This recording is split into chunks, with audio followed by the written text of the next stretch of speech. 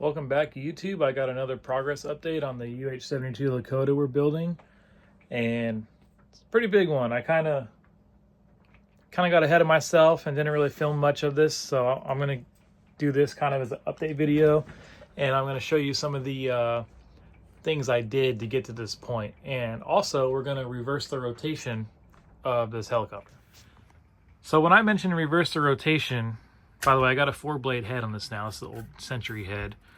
When I mentioned reversing rotation, the T-Rex 600 originally spins clockwise, and the tail would be on the right side.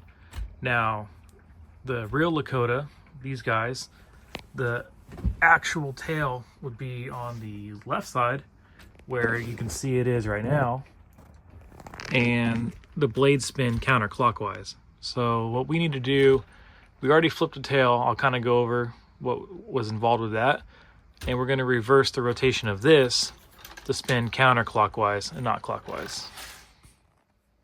All right, so reversing the tail was not too hard of an ordeal. Actually, a friend of mine did it for me. And what he did was he used a left-hand arm, because the arm that came on it is angled for the other direction.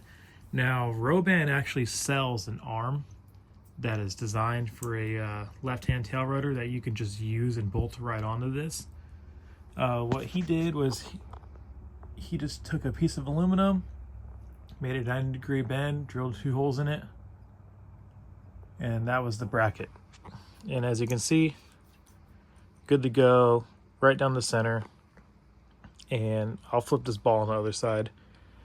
Alternatively, what you can use is like a Sullivan goldenrod or something, like a flexible cable that goes all the way up, and you can just have it come off the top.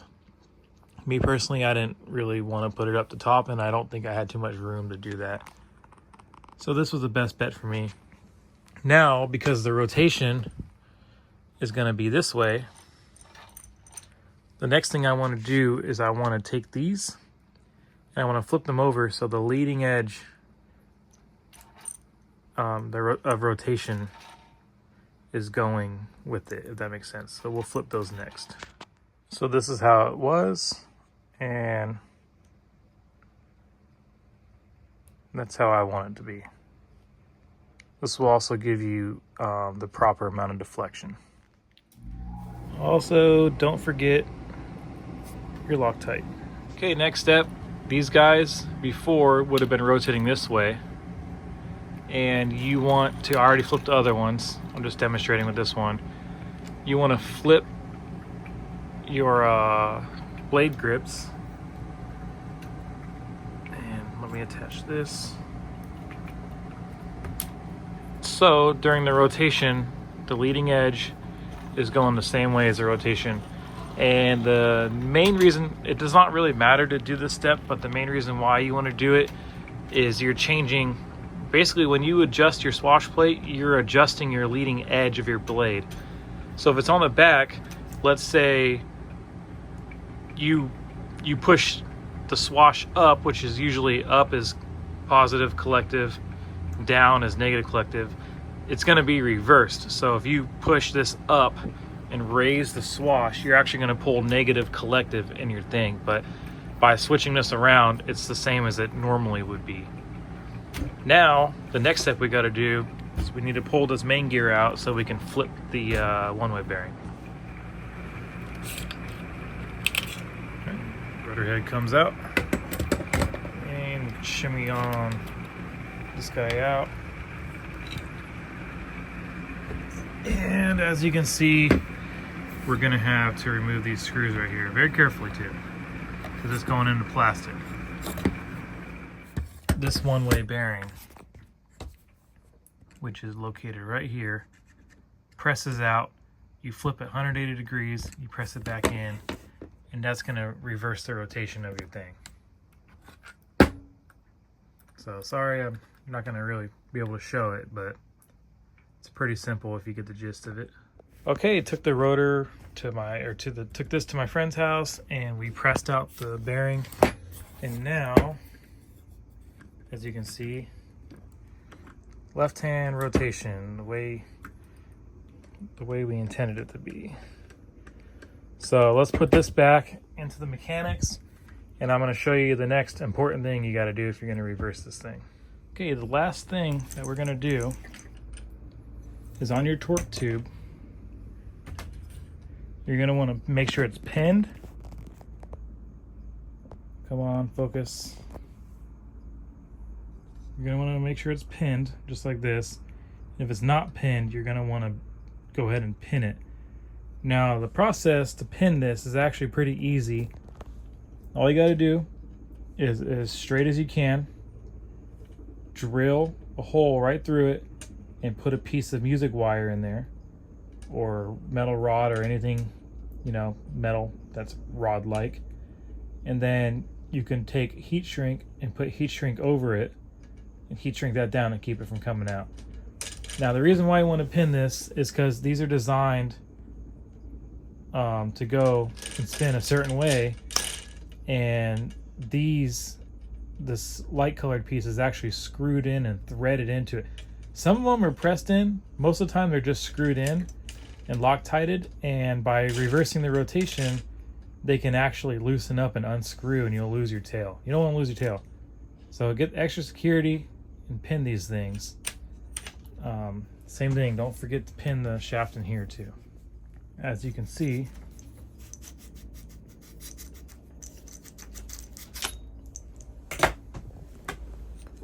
this one's been pinned and has heat shrink on it.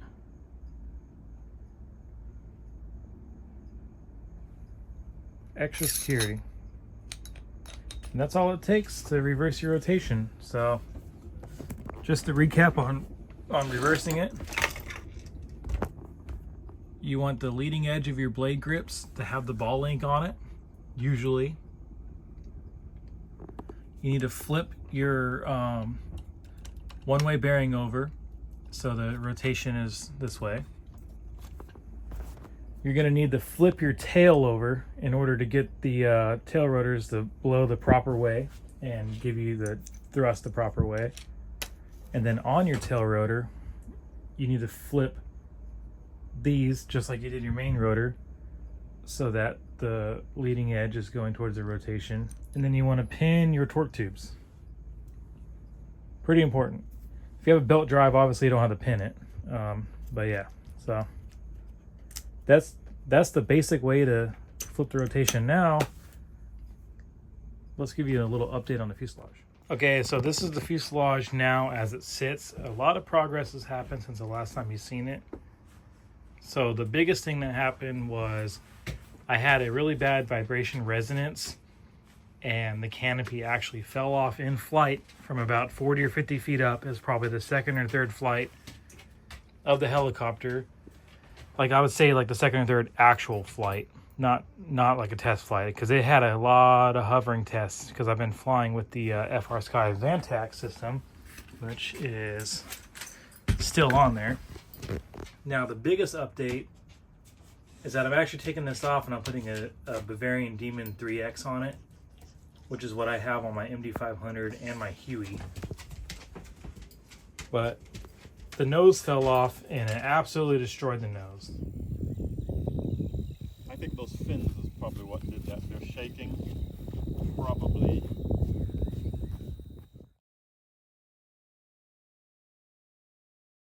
Like all the glass, the cockpit floor that you saw me make in part 2, completely destroyed. This cockpit is the only, whatever it's called, the console, is the only piece that survived, and it barely survived. I mean, I don't know if you probably can't see it, but it got kind of smashed up and I glued it together. So unfortunately I had to rebuild all of that. The cockpit floor, the seats, all that stuff. I use the word build very loosely. I use a resin 3D printer. So, and that's another thing with the resin 3D printer, is I was able to print and design a lot of different things on this thing.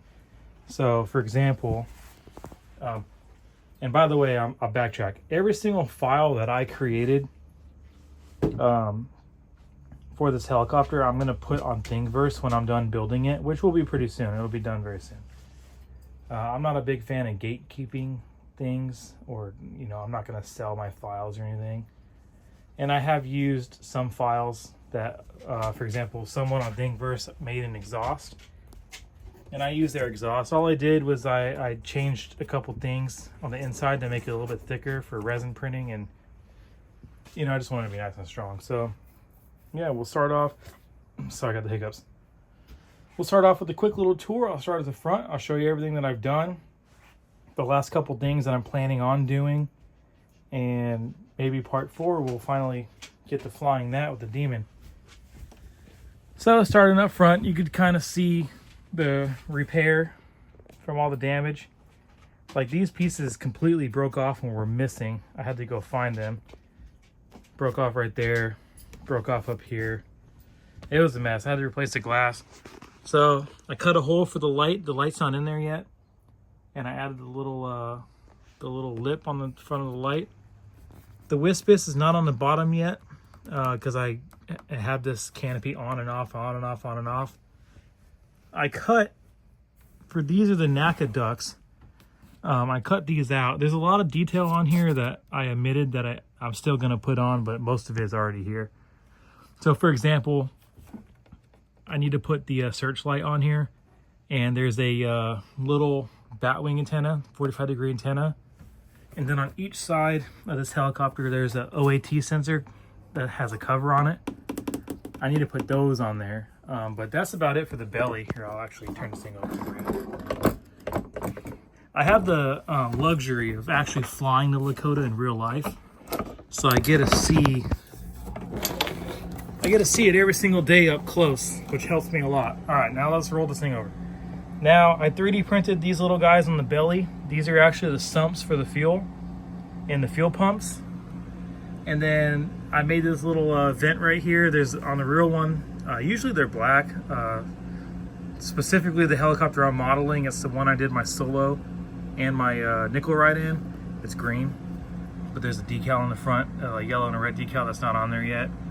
And then you can't really see because the shadow, but there's rivets all the way down the belly. Now, working from, let's see, we showed you this stuff. Now I had to make new hinges. These files will also be on there, but because I broke them. And I made this right here out of polystyrene. Just glued it on the glass, and I cut the window out, and then you can kind of see the line. That right there would have been the handle that we used to open the window. It only slides down about that far. And we'll open the door. I'm still gonna add a pocket right here for the maps and stuff. I mean, you can put anything in there, but here's the cockpit. So there it is. You can see the collective, you see the cyclic down there. And then up top, I designed this too.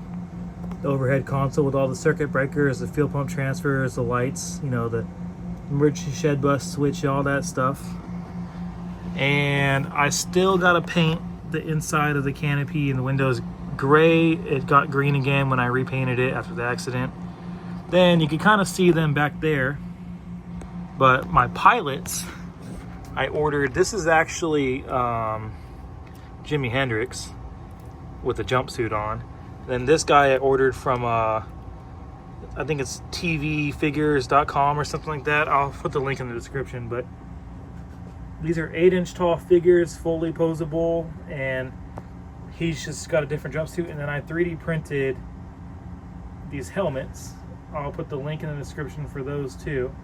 And I made my own visors for him, but these are the same helmets we wear when we fly. I just realized the zipper is pretty damn big. But anyways, down below him is some Vallejo paints that I'm gonna attempt to cover up the salt and pepper uniform and make OCPs kind of like this design right here. All right, so continuing on the tour, I don't want to make this too long, but if you're still watching, thanks. All right, so up here is an antenna for the Garmin. That's got its own pedestal. I added that. By the way, I don't know if you remember this thing when it was brand new, but there was no detail on it. So pretty much everything you see detail-wise, I had to add myself. So that's the antenna for the Garmin I added. Right here is another NACA duct that I made.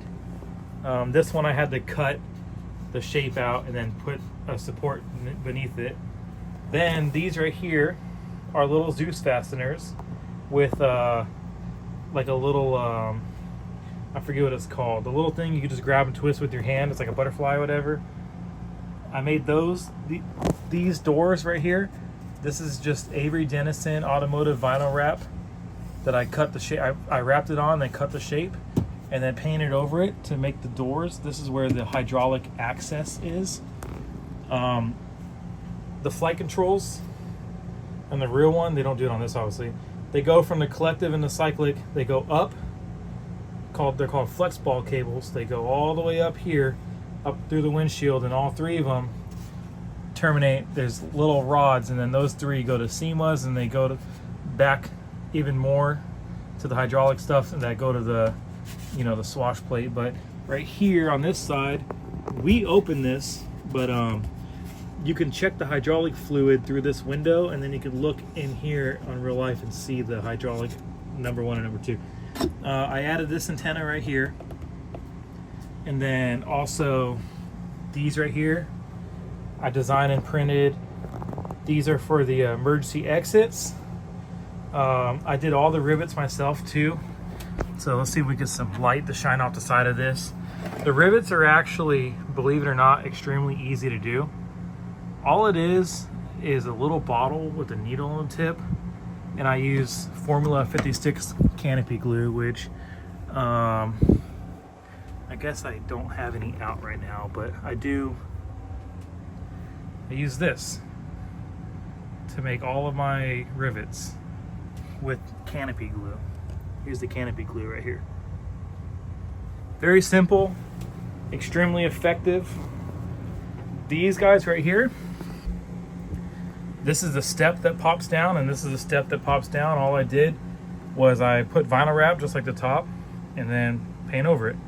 And then to add the detail, you just take your thumb and keep rubbing it, and it'll just get detail. Okay, so this is polystyrene, and this is polystyrene channel. I just added to add a little bit more detail, and then the same thing down here. I added polystyrene to make the channel for the sliding door. These doors are not going to open. I have no plans on making them open. We saw these. I added one here, and I meant to not add one there. So this is actually a hydraulic, not hydraulic, I'm sorry. This is where the engine oil would be. You look through there, there's a little sight glass you can see, but when we pre-flight, undo these clips, open it up and actually look in there. Same thing back here. This is where the transmission is, and the air intake, and the engine oil, and all that stuff. And then all this behind this door is the engine and everything. Now back here, all the way, all these panels, to add a little bit of detail, I made little Zeus fasteners with screw heads on them. Let's see, focus up on there. There, you can kind of see, there we go. All right, and on the back here, there was a really long vent on the Roban model I did not like. So I shaved it off and I added this smaller vent, and 2 more up here like the real one. This right here is on the real one. These 3 up here are not on the real one, but on the Roban, they were molded in, and you can see the shape of them molded. Instead of filling it in, I actually just cut them out for the extra cooling, because you know, all the stuff needs somewhere to go. There's not much air for it to escape. So I added these details. These handles right here, all this is styrene. I got it warm, and I made the bend, and I glued it on. I drilled holes, glued it on, so it's pretty solid. I mean, you can see I can move the whole helicopter with it. So that helps a lot if you accidentally bump into it. Same thing right here. These fairings right here are just polystyrene, kind of like credit card thickness, that I cut out. You can see I added a little bit of scratches on here because in real life these guys are actually really shiny and they're painted, and then the paint flakes off every time you touch them. Okay, moving on back. UH-72 does not have windows in the back. On the inside, you can actually see the line where the windows were. Instead of filling this and fairing it and everything and having it risk crack later, I just glued the windows in and painted over it. Honestly, like, yeah, you could tell there was windows there, but it doesn't really catch your eye as much as you think it would. Now, back here, I 3D printed all of these. I designed and printed them all. These two are the RATs, radar altimeter. One of these is for the Garmin, one of these is for the Wolfsburg 5000. And then this is the cover where we actually put weights in the back, counterbalances to CG the aircraft. Like 99% of the time, there's nothing in there. Just a little cover, you know. It's supposed to be there, so I added it. And then this little guy right here. Little handle on the tail skid. Now back here, only on the left side, there's a raised portion. So in real life, the Lakota, EC-145, BK-117, all those helicopters, these fins are actually rigged. So if you lose your tail rotor and you're flying about, let's say, 70 knots or higher, the air rushing past these actually keeps the aircraft flying straight. So you don't even need the tail rotor to straight and level flight. So funny enough, when you fly this, you know, normally fly 90 knots, our pedals are actually almost parallel. But that is part of that. And then you can see I added the Zeus fasteners again, going up the tail. And the lights. I designed and printed these little things that go around the lights. And then you can see it on this side too. And then some Lakotas, these are very square. Some of them are round. The one I'm flying is square. And then, hard to see the detail, but a lot of rivets going down the tail. And that's pretty much it. Oh, you know what? Actually, take that back. There's even more detail on this side. We're going to show you real quick, and I'm going to get into the last thing. Okay, so on this side, this is where a external winch would mount. You got the cables, the plugs, and then the hard mounts for it. Back here, more of those little tiny Zeus fasteners that you could undo by hand without a tool. That's where the battery is. And then right here, these two holes is where you would check your fire suppression bottles, and that's the indicator flag for the fire suppression bottles. And then I need to add right here, there's a step that goes in there. It's just it'll look like a round bar. And then down here, I need to add the static ports. And on the other side, there's a little latch right here that I need to add. And other than that, all the detail is pretty much done on this thing. And I don't think I need to add anything else. Check out these little screws around the bleed air exhaust. Also, you could kind of tell maybe a little bit, but the 3 back windows, 1, 2, 3, I actually very lightly tinted. And the reason why I did that is when the mechanics are actually in there, you could barely see the mechanics through the windows, but you can still obviously see there's windows there. It kind of adds to the overall look. Landing gear, I need to add the little straps down the bottom that hold the freaking whatever it's called, a skid plate for run on landings. And then right here and right here, there's little D-rings that I need to add. And then now that I'm remembering there's a D-ring right here I got to add that we use to tie the blades. But yeah, for the most part, most of the details there. Now the biggest thing is I lost my canopy, because the way this is designed is you're supposed to be able to put a screw all the way back here, and you got to screw that dang thing in every single time you put a battery in it. Not cool.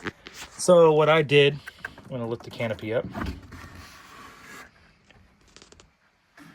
What I did to hold the canopy down is I added 2 servos, one right there, and one right there. And then you can see underneath the cockpit floor, there's a catch right there and right there. And what happens is once I put the battery in, I'll flip the switch and these will come out. And the catch thingy, if you can imagine it, is like, it's like right here. So the servo touches it, and then there's a thing on the top of it that boxes it in. So basically what this servo is doing is, one, it's keeping the canopy from moving forward, and two, it's keeping the canopy from coming up, and there's two of them on each side. So that's where it'll be when I'm in flight. And then when I'm ready to turn it off, I just hit the switch, these come off, pull the canopy, undo the batteries, and live your life like normal. This will help prevent me from having to put a screw in it every single time I want to fly, because if you imagine your, well, now the thing's not there, but if you imagine your screw set, you got the pilot in there, the seat and everything, and you're trying to open this up and get a screw in there, it's touching right there, and look at that. That is pretty cumbersome, especially with the pilot figure in there and everything. Don't want to deal with it. So that's my solution for that. And then we'll move these back. Probably not good to dry run servos like that, but whatever. Many people have done that before me. But yeah, so that is my update. Hopefully you don't mind listening to me babble for 18 plus minutes. But yeah, part 3.